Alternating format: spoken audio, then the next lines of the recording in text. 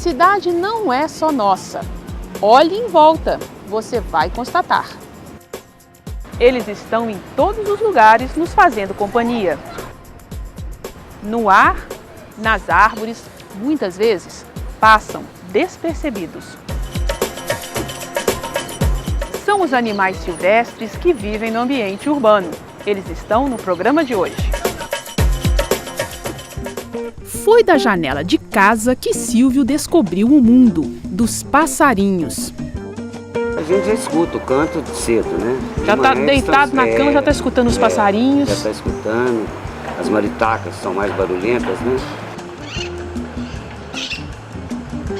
Atraído pelo canto, ele decidiu fotografar.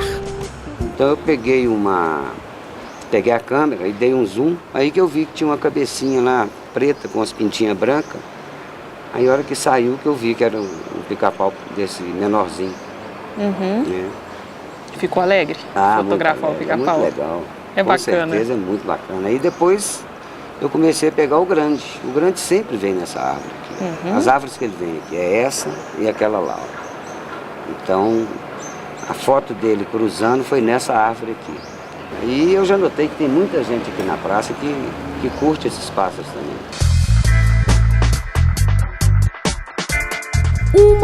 20 são dezenas de fotos das aves que frequentam as ruas do bairro onde Silvio mora. João de Barro tem uma casinha naquela árvore, tem uma casinha nessa árvore aqui. Ah, lá, eu tô vendo, acho que lá em cima, lá é a casa dele. É. Ah, tá. Nós estamos no país que é considerado o segundo maior do mundo em diversidade de aves e você nunca parou para observar alguns de nossos pássaros? Com paciência e ouvido apurado, a gente pode se encantar com eles. E não é preciso ir longe, não. Nos nossos jardins, praças e parques, tem muitos.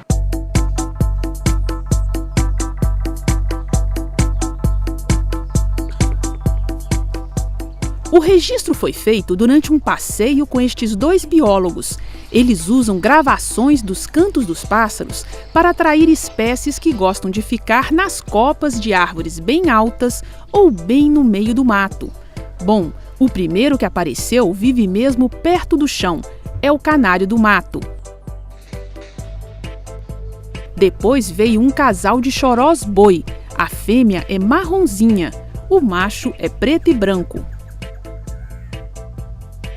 Entre os pássaros é assim. O macho é mais vistoso, bem colorido, tudo para atrair a fêmea. Olha aí o senhor ariramba. A cabecinha não para à procura de insetos para comer. O bem-te-vi já está comendo. O coleirinho também. Este é o choca da mata macho. Quando mostra esta listra branca atrás da cabeça, ele está bravo. É a posição de defesa do território. Olha o tico-tico do bico amarelo cantando. Apareceram guaracava, petrim, pitiguari, curutiê, periquito de encontro amarelo e o tuim, uma das menores espécies de periquito do Brasil. Essas são algumas das mais de 100 espécies que a Aline registrou em parques urbanos. O mais difícil de encontrar são aquelas espécies que dependem de algum recurso específico, né? O bem-te-vi, as pombas, elas se adaptam bem ao ambiente urbano, então eles conseguem sobreviver com recursos que nós produzimos, por exemplo, até mesmo lixo. Mas, por exemplo, grandes gaviões que dependem do ambiente mais preservado, uma grande área para poder caçar, esses aí já são bem raros de registrar. Durante um ano, a bióloga avaliou quais condições afetam as aves que vivem nos parques. Um parque, por exemplo, só tem um jardim ou que eles cortam a mata e deixam só as árvores mais altas, então a gente vai ter cada vez um número menor de espécies que conseguem sobreviver ali. As espécies elas vão se aglomerar no interior do parque, que ele é mais silencioso, né, mais tranquilo. Eles também gostam de frequentar o interior dos parques em busca de silêncio e podem ser encontrados em todas as regiões da cidade. São eles mesmos, os micos estrela, chamados por alguns de saguis ou suíns. Quais são os predadores dos micos? O gato, ele é um animal caçador, né? Ele é naturalmente um predador, um caçador. Então, ele caça esses mamíferos, né? Esses primatas, e muitas vezes eles conseguem predar os filhotes ou até mesmo os adultos dos micos.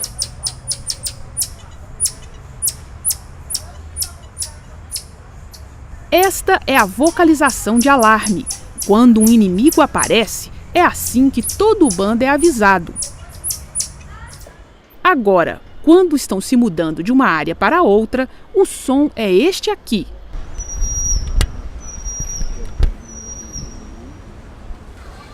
No dia em que entrevistamos a Marina, nós ouvimos, procuramos, mas não encontramos os micos. Hoje nós voltamos ao parque com a missão de encontrar os micos. Pode não ser muito fácil. Aqui vive um único grupo com mais ou menos 10 indivíduos. Mas nós estamos bem no meio do corredor de árvores que servem de alimentação para eles. São estas castanheiras.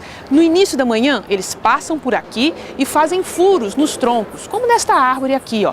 Vão passear e agora, no final da tarde, eles voltam para comer a goma que sai desses furos. É um alimento muito apreciado pelos micos. Logo, todo o bando aparece.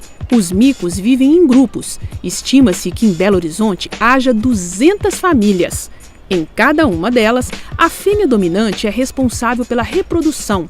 Mas esse aí, carregando os 2 filhotes, certamente é um dos machos. Eles é que cuidam das crias, que vêm sempre em dupla.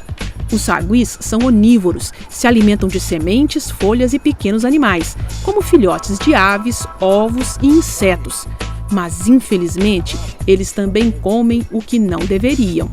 Mas você sabia que não pode dar comida para eles? Ele tem conservante, tem corante, esse tipo de coisa prejudica eles. Também por isso. Não pode. E porque... Tem 2 lá agora, ó. Estão dividindo o biscoito. Estão dividindo o biscoito. E essa alimentação artificial pode causar 2 tipos de problema para os animais. Nós mostramos ali as árvores que eles raspam o tronco para sair a goma, é um processo demorado, eles têm um gasto de energia para desenvolver esse tipo de comportamento. E esse tipo de comportamento, ele diminui quando o animal recebe alimentação de uma maneira mais fácil, uma alimentação artificial. E o outro problema é o impacto que esses alimentos têm na saúde do animal. As pessoas também costumam morder os alimentos, mesmo que seja fruta, né? Morde o alimento, dá na boca do animal. Sabia se você tiver, por exemplo, herpes, que é uma coisa comum que as pessoas têm, e ele pode morrer? Por causa disso, né? Exato, pode transmitir doença para eles. E pode alastrar.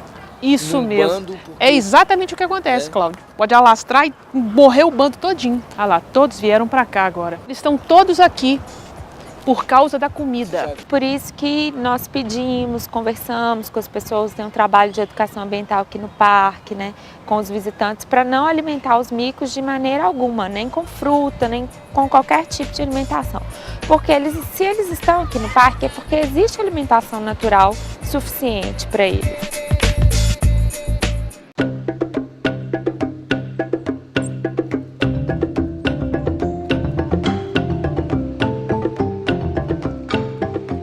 Com esses coatis, não é preciso oferecer comida, eles é que vão atrás do alimento.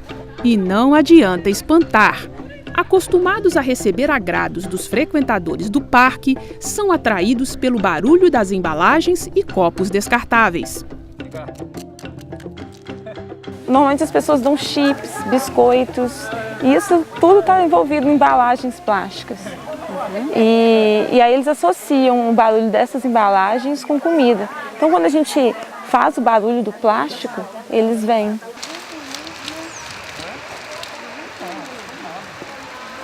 Sabe por que eles estão aqui? Eles querem comer comida. Vocês deram alguma coisa para eles? Não. E esses animais são importantes para a regeneração da mata, porque tem sementes que só vão germinar se passar no trato digestivo desses animais. Então, quando as pessoas alimentam e eles se tornam saciados, eles não vão cumprir esse papel ecológico na mata aqui do Parque das Mangabeiras. Olha o risco para as pessoas, que eventualmente os coatis eles podem se assustar, né? As pessoas fazem movimento brusco quando eles se aproximam muito e aí pode ocorrer mordidas e arranhões. E o animal, embora não tenha sido detectado nenhum coati contaminado com raiva, é uma espécie que potencialmente pode transmitir. O simples gesto de alimentar os coatis afeta não só o equilíbrio ecológico, mas também causa problemas para a vizinhança. Deve ter uns 8 anos para cá que eles começaram a invadir aí o lixo aí. Rasga o lixo todo, né? Porque o pessoal não coloca o lixo no horário certo. Eles invadem as casas do entorno, né, reviram o lixo das pessoas, comem, né, acham até comida em cima da mesa das pessoas, eles entram nas casas. Às vezes ocorre de brigas de coatis e cães, e esse contato é arriscado porque eles podem transmitir doenças uns para os outros. Às vezes, por esse conflito deles invadirem as casas, ocorre também maus tratos aos coatis. Deveria ter uma alimentação melhor para eles não ficar fuçando lixo. Não falta comida no parque. Onde os bichos estão, tem comida, senão eles não estariam lá. O princípio de sobrevivência de qualquer espécie é estar onde há oferta de alimentos. Os coatis estão mal acostumados por causa do mau hábito das pessoas de oferecer comida. Bem alimentados e sem predadores, aqui no parque não tem onça, vem mais um problema. A população deles está crescendo. Já são 170 coatis para uma área de 236 hectares. Isso dá mais ou menos 30 por quilômetro quadrado, mais que o dobro do que existe em outras regiões do país, onde a densidade não passa de 13 por quilômetro quadrado. O coati é um mamífero da mesma família dos guaxinins. Eles têm uma alimentação variada: frutas, insetos, lagartos, roedores. Eles controlam muitas populações e eu acredito e tenho esperança que reeducando as pessoas, a gente vai estar educando os coatis também.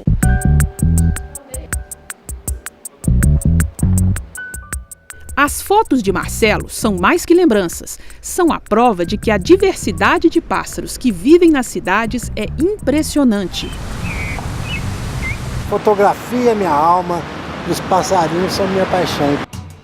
Um caso de amor que acompanha o fotógrafo há mais de 15 anos. Uma paixão eternizada em fotos onde a dureza e a falta de cor dos espaços urbanos contrastam com o colorido e a leveza das nossas aves.